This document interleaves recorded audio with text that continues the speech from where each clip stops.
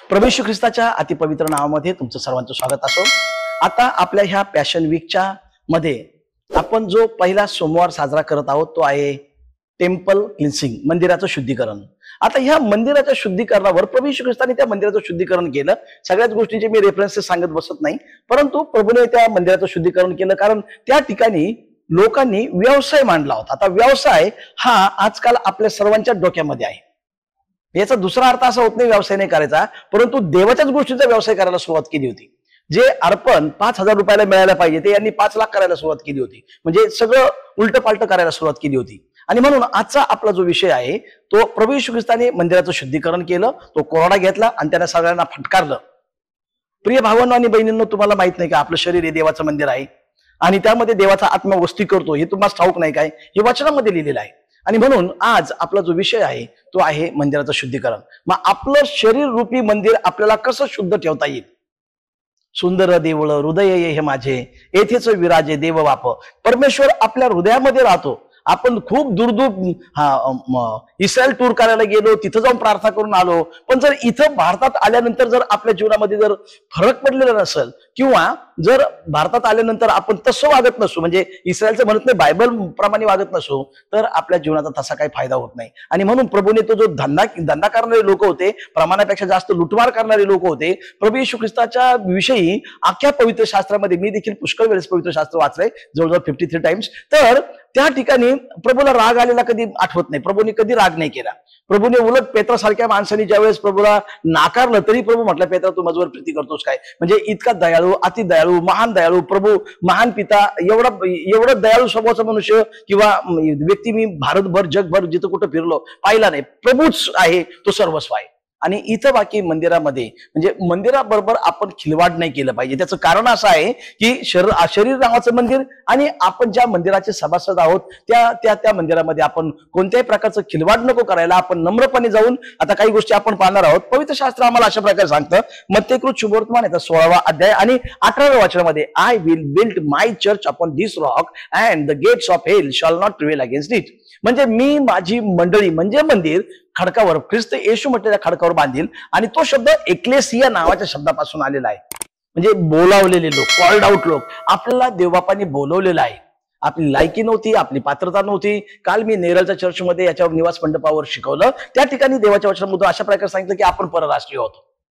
एचकेलच्या ग्रंथामध्ये पण लिहिले आणि प्रगटीकरणामध्ये पण सांगितलं की मंदिराबाहेर लोक माप घे त्यांचे, उपासना करणारे किती लोक आहेत आणि उपासना न करणारे किती लोक आहेत, आणि माप घेऊ नको कारण ते परराष्ट्रीय आहेत। म्हणजे आपण कुठल्याच कशातच बसत नव्हतो, म्हणजे जगिक भाषेमध्ये आपण कोणत्याच नकाशात बसत नव्हतो, पण देवाने आपल्याला बसवलं, आपल्यावर प्रेम केलं आणि देवाचं वचन सांगतं की now you are the temple. आणि या ठिकाणी म्हटल्याप्रमाणे I will build my church upon this rock, म्हणजे कोणतीही मंडळी असो, ती कुठल्याही नावाची असो, कुठल्याही ऑर्गनायझेशनची असो, किंवा ज्या मंडळीचा मला अध्यक्ष देवाने केले, ती माझी नाही, ती देवाची मंडळी आहे, ती तुमची नाही, ती देवबापाची मंडळी आहे। आणि म्हणून टेम्पल क्लिन्सिंग ह्या सत्रामध्ये आपण पाहत असताना की प्रेषितांच्या कृत्यामध्ये अशा प्रकारे म्हटलेलं आहे की 3ऱ्या अध्यायामध्ये मंडळीमध्ये चमत्कार आहेत। आपण या ठिकाणी पाहतो की जेव्हा आपण मंदिरामध्ये जातो त्यावेळेस चमत्कार आपण पाहतो। पेत्र आणि योहान देखील प्रेषितांच्या कृत्यामध्ये गेले, त्या ठिकाणी एक भिकारी भीक मागत होता। खरं तर भीक मागायची काहीच गरज नाही, देव भिकारी नाही आणि देवाने कोणाला भिकारी ठेवलं नाही। तुम्ही मागायचं तर देवाला मागा, खुदा से मांगो मिलेगा, खुदा से मांगो मिलेगा, उसका वादा है वो देगा, उसके वादे पे एतबार करो, खुदा से प्यार करो, प्यार करो, प्यार। त्याला मागितलं की तो मिळतो। स्तोत्र 2:8 मध्ये सांगितलं, you ask me and I will give you as a inheritance. तुम्हाला माग म्हणजे मी राष्ट्र देखील तुला वतना दाखल देईल। एक छोटीशी मध्ये स्टोरी सांगतो टेम्पल क्लिन्सिंग मध्ये। 1997 साली माझं लग्न झाल्यानंतर मी ग्रुप लीडर होतो आणि माझी पत्नी आणि माझे सगळे सहकारी यांना मी म्हटलं होतो की 2005 पर्यंत आपल्याला महाराष्ट्र पिंजून काढायचं आहे। यार बोललो, मी असंच बोललो, आपण महाराष्ट्रात जाऊया, महाराष्ट्राभर सेवा करूया। आणि दिला देवबापांनी महाराष्ट्र। गेलो, सगळ्या जिल्ह्यांमध्ये आम्ही लोक गेलो। म्हणण्याचा मतितार्थ हा आहे की तुम्ही मागात मिळतं। या ठिकाणी आपण पुन्हा पाठीमागे जाऊया की त्या मंदिरामध्ये एक सुंदर नामक दरवाजाजवळ एक भिकारी बसला होता।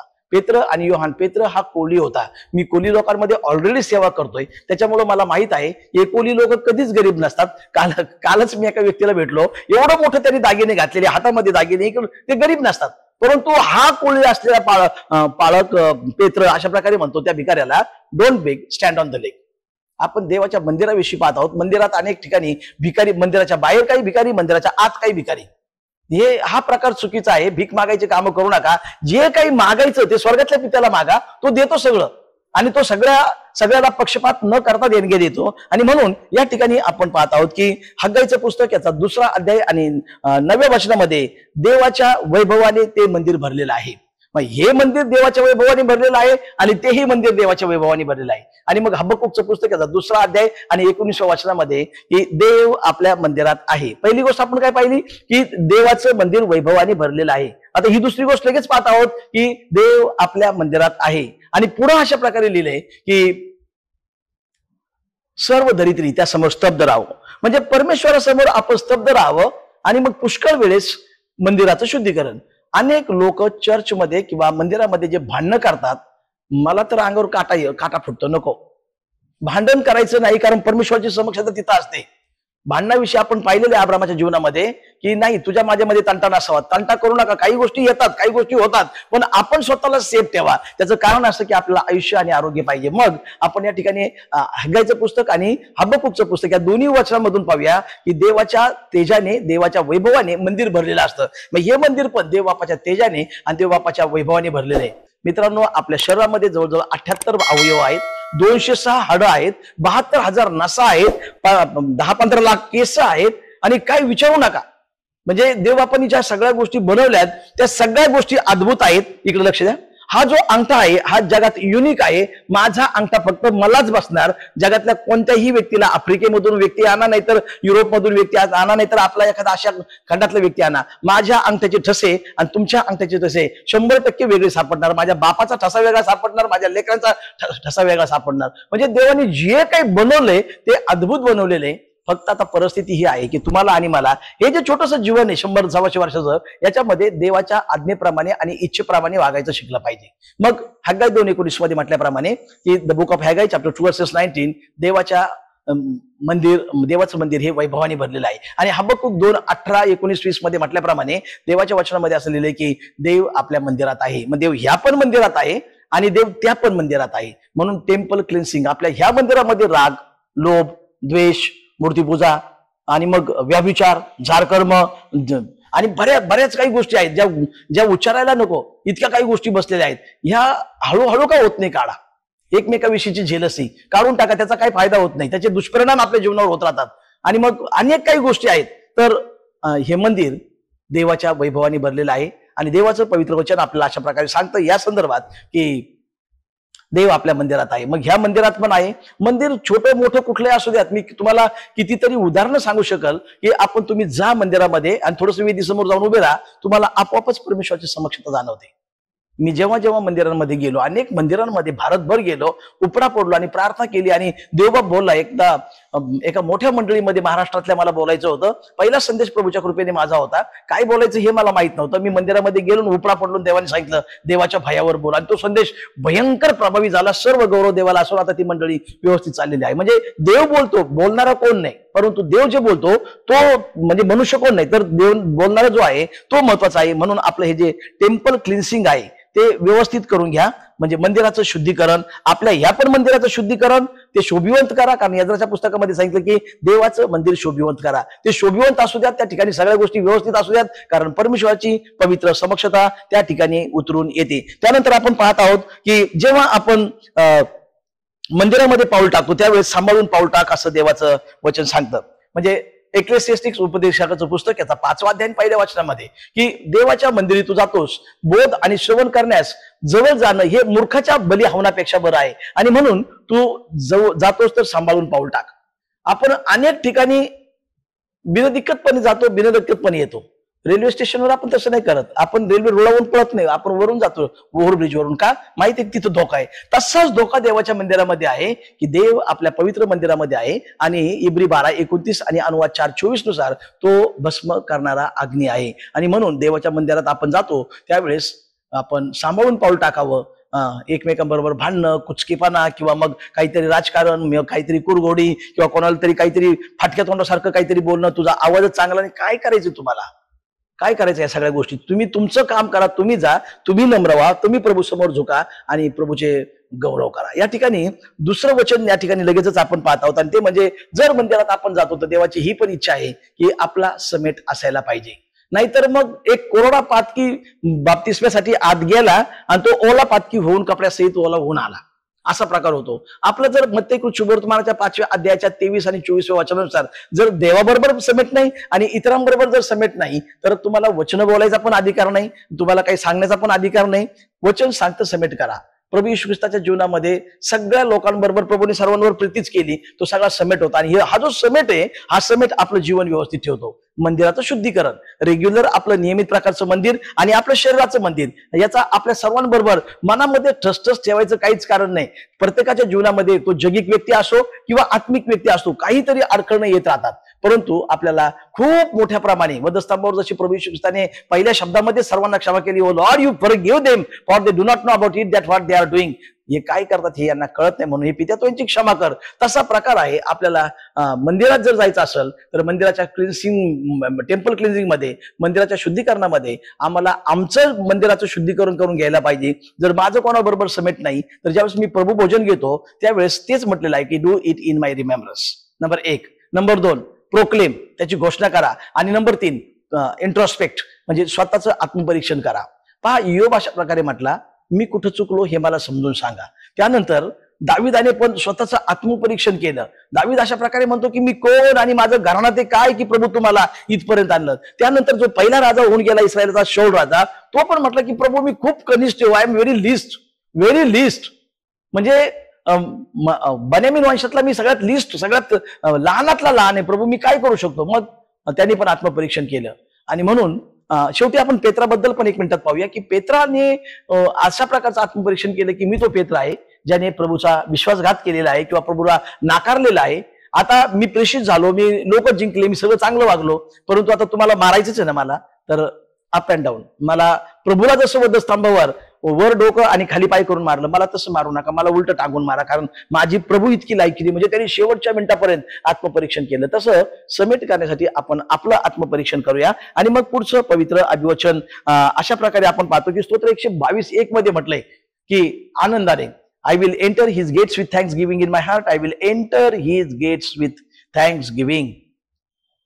उसके फाटकों में मैं प्रवेश करूंगा धन्यवाद के साथ, उसके आंगनों में मैं प्रवेश करूंगा गीत गाते हुए. तर या ठिकाणी आपण पाहतो की देवाच्या मंदिरामध्ये आपण आनंदाने जायचं शिकलं पाहिजे. टेम्पल क्लेन्सिंग, आपल्या मनामध्ये कुरकुर आणि किरकिर आणि काहीतरी घोडचूक आणि अजून काहीतरी गोष्टी असायला नकोत. जे घडलं ते घडलं, ख्रिस्तार्पणम असतो. निंदास्तुतीचे गारुड सगळे ख्रिस्तार्पणम असतो. मान घडो, अपमान घडो, तो ख्रिस्तार्पणम असतो. परंतु देवाच्या समक्षतेमध्ये जाताना आपण आनंदाने गेलं पाहिजे, आपण आनंदानेच राहिलं पाहिजे, अशी देवाची इच्छा आहे स्तोत्र 100 नुसार आणि स्तोत्र 122:1 नुसार. त्याचप्रमाणे आपण स्तोत्र 27:4 मध्ये पण अशा प्रकारे दावीद राजा अशा प्रकारे म्हणतो की मी परमेश्वराकडं एक वरदान मागितलेलं आहे, त्याच्या प्राप्तीसाठी मी झटेल, आणि ते हे की माझी वस्ती परमेश्वराच्या मंदिरामध्ये व्हावी आणि त्याचं मनोहर रूप मी पाहत राहील. एका गीतामध्ये अशा प्रकारे म्हटलंय, कर सके बयान ना फरिश्ते तेरी मोहब्बत का, मैं तो माटी पल दो पल की, मैं कहूँ तो कैसे कहूँ, तेरे चेहरे में है जो बात, होठों से मैं कैसे कहूँ, खूबसूरत है मसीह तू. प्रभू खूबसूरत आहे. आणि मग या ठिकाणी त्याचं मनोहर रूप मी पाहत बसत. मंदिरामध्ये देवाचं मनोहर रूप पाहायला मिळतं. त्याच मंदिरामध्ये शमूएल सारख्या लहान बाळाशी देवबाप बोलला. एवढ्या मोठ्या एलियाजकाशी, एलियाजक हा बिशपच्या लेवलचा मनुष्य होता, पण मी त्यावर बोलणार नाही, मोठा मनुष्य होता. देव त्याच्याशी नाही बोलला, छोट्या बाळाशी बोलला, सॅम्युअल. आणि त्यांनी ती वाणी ऐकली, बोल यहोवा सुनता तेरा दास. आणि म्हणून या ठिकाणी आपण पाहतो की परमेश्वराच्या मंदिरामध्ये टेम्पल क्लिन्सिंग, आपण त्याचं मनोहर रूप पाहत असतो. म्हणून आपलं हे पण अंतःकरण स्वच्छ शुद्ध करा आणि मंदिर देखील शोभिवंत करा. त्यानंतर पुढे आपण पाहत आहोत आणि ते म्हणजे आपल्या मंडळीकडे लक्ष लावा. हग्गाईचं पुस्तक याचा पहिला अध्याय 4व्या वचनामध्ये आपल्या मंडळीकडे लक्ष लावा. मंडळी ही आपल्या ख्रिस्ती बांधवांसाठी खूप आवश्यक बाब आहे. संत पावलाने करिंथकरांचं पत्र याचा 11वा अध्याय आणि 23 ते 28 वचनामध्ये जवळजवळ 24 ते 25 प्रकारचे संकट भोगले आणि सगळ्या प्रकारचे संकट अंगावर शहारे आणणारे संकट होते. नद्यावरील संकट, समुद्रावरील संकट, आता कोणते असतात आपल्याला पण माहित नाही, कारण आपण समुद्रावर इतका प्रवास नाही केला जितका त्यांनी केला.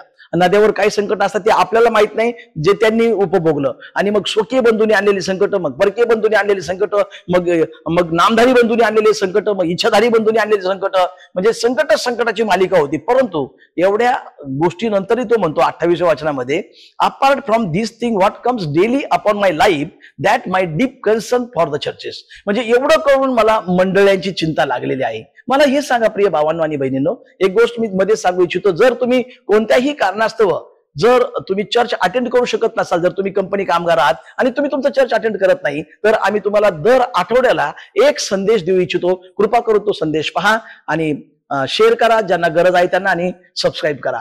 त्याचप्रमाणे या ठिकाणी आपण पाहत होतो की देवाच्या मंडळीकडे लक्ष लावा.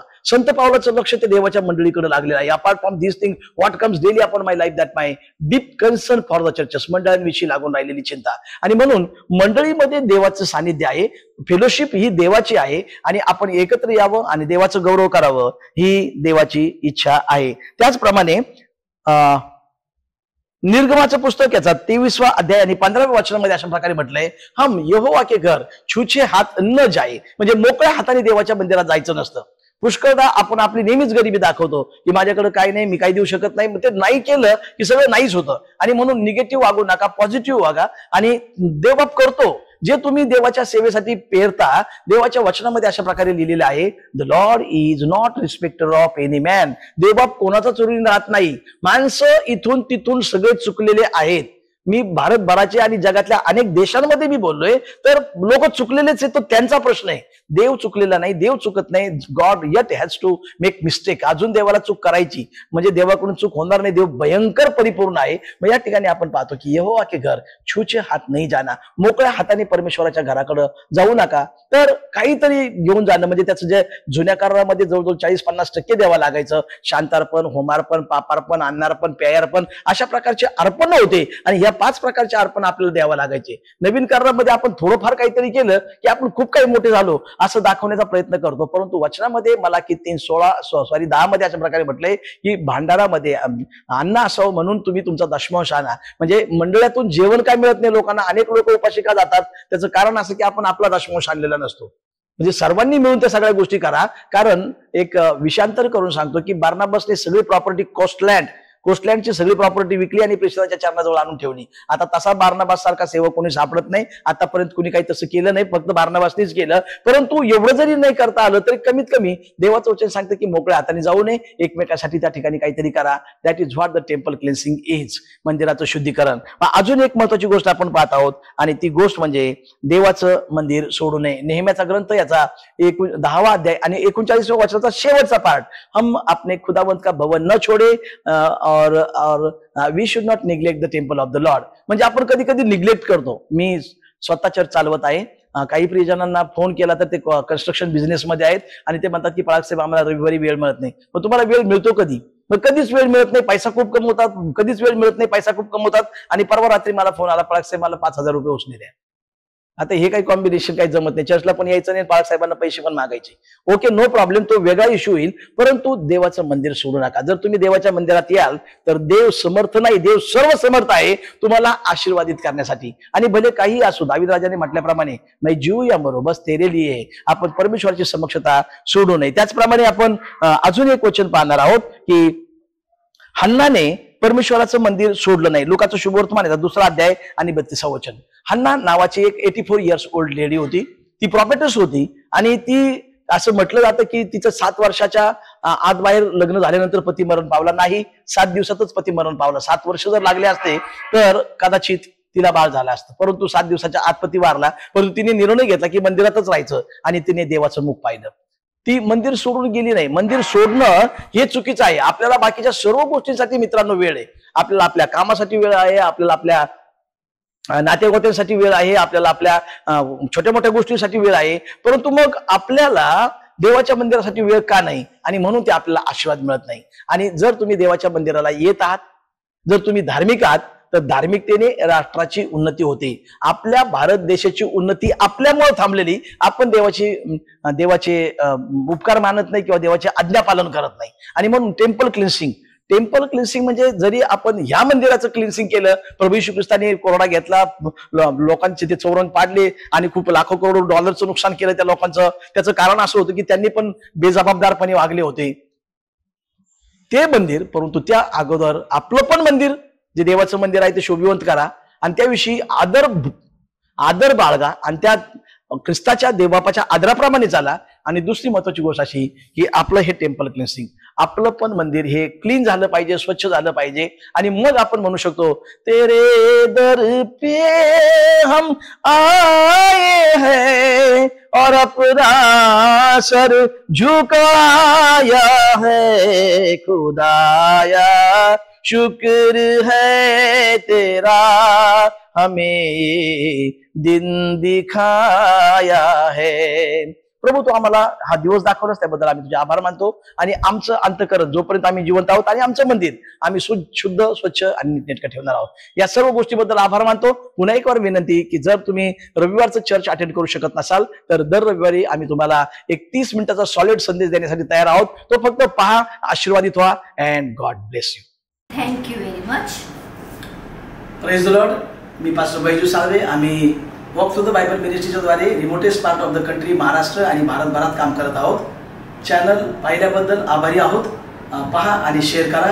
आणि डिस्क्रिप्शनमध्ये आमचा नंबर दिलेला आहे, तर तुम्ही आम्हाला सपोर्ट करू शकता.